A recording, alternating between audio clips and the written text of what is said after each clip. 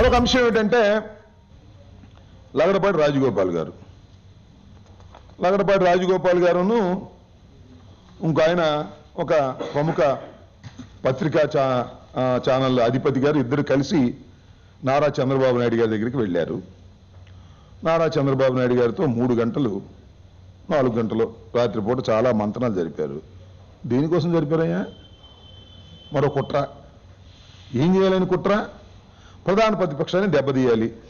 మళ్ళా చంద్రబాబు నాయుడు గారిని ఏదో తిమ్మిని బొమ్మని చేసి అధికారంలోకి తీసుకురావాలి. అధికారంలోకి తీసుకురావాలంటే ఏం చేయాలి? ఆ పత్రికాధిపతి గారేమో పుంకాలుగా కథలు రాయాలి. మరి లగడపాటి రాజగోపాల్ గారేమో మరి ఆయన చేస్తున్నటువంటి వృత్తి మీకు తెలుసు కదా, లేటెస్ట్గా సర్వేలు మనం చూసాం.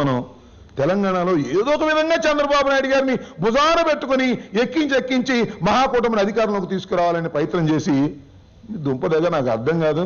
ప్రజల నాడిని పసిగట్టేటటువంటి సర్వేలు ఇంతకు ముందు మీరు చేస్తే అవి నిజమయ్యాయి కాబట్టి సర్వేని వక్రీకరించేస్తే సర్వేని ప్రజలు ఫాలో అయ్యి చంద్రబాబు నాయుడు గారిని మహాకూటమిని గెలిపిస్తారనేటువంటి ఒక దుర్బుద్ధితో కూడినటువంటి ఆశతో కూడినటువంటి సర్వేని తమరు వెల్లడించారే. వెల్లడిస్తే ఏం జరిగింది? దానికి దీనికి ఏమైనా పొంత ఉందా? అది నీ కోరిక, సర్వే కాదు. అలాగే ఇప్పుడు కూడా ఏదో ఒక విధంగా అద్భుతం జరిగిపోతుంది.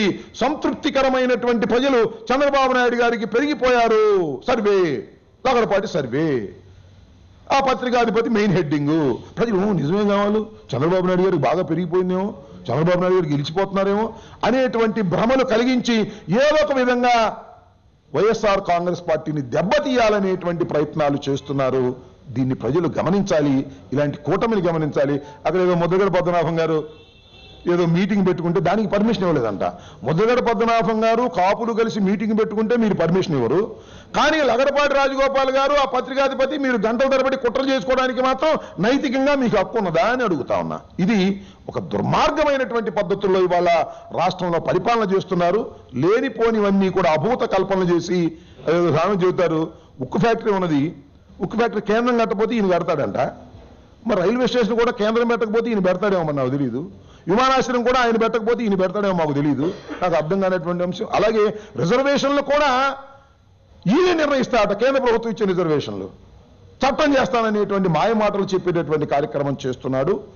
ఎన్నికలకు ముందు అనేక మోసపూరితమైనటువంటి వేషాలు వేస్తున్నటువంటి నారా చంద్రబాబు నాయుడు గారిని నమ్మవద్దు. ఎన్నికలకు ముందు వేషాలు వేస్తాడు, ఎన్నికల తరువాత నిజ స్వరూపం అర్థమవుతుంది. మీరు చూశారు, గత ఎన్నికలకు ముందు కూడా అనేకమైనటువంటి వేషాలు వేసి ఆ ఎన్నికల తర్వాత ఏ ఒక్కటి కూడా ఆయన నెరవేర్చకపోగా ఎన్నికలకు ముందు మళ్ళా వాగ్దానాలు ఇస్తారు. నాకు అర్థం కాలే. ఒక్క విషయాన్ని చాలా స్పష్టంగా నేను తెలుగుదేశం పార్టీ వారిని అదేవిధంగా చంద్రబాబు నాయుడు గారిని అడుగుతా ఉన్నా. ఏమిటంటే, అయ్యా చంద్రబాబు నాయుడు గారు, మేము 4 సంవత్సరాలు పరిపాలన చేశాం, 5 సంవత్సరాలు పరిపాలన చేశాం, మా పరిపాలనలో ఇవి చేశాం, ఈ గొప్పవి చేశాం, కాబట్టి మీరు ఓటు వేయమని అడగాలి. కానీ మళ్ళీ అధికారంలోకి వస్తే ఇది చేస్తాను, మళ్ళీ అధికారంలోకి వస్తే అది చేస్తాను అనేటువంటి వాగ్దానాలు 5 సంవత్సరాలు పరిపాలన చేసిన మీరు చేస్తారేంటో నాకు అర్థం కాదు.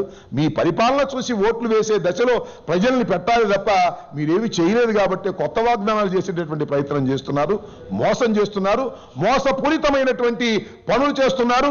మోసగాళ్ళని ఈ రాష్ట్రం నమ్మదనే విషయాన్ని మరొక్కసారి ప్రజలు నిరూపించవలసినటువంటి అవసరం ఉన్నదని ఈ సందర్భంగా మీ ద్వారా ప్రజలకు మనవి చేస్తున్నాను. Please subscribe new waves.